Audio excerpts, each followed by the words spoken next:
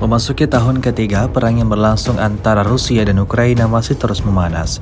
Baru-baru ini sebuah video viral di media sosial Telegram pada Rabu 29 Mei 2024. Dalam rekaman tersebut memperlihatkan detik-detik sekelompok pasukan Ukraina terpental kena ATGM Rusia. Dimanapun posisi tentara Ukraina beroperasi, maka saat itu juga tentara Rusia bekerja. Operator ATGM Kornet Rusia tak memberikan kesempatan untuk musuh menghindar. Serangan tepat mengenai sasaran dan menghancurkan semua yang ada di titik target.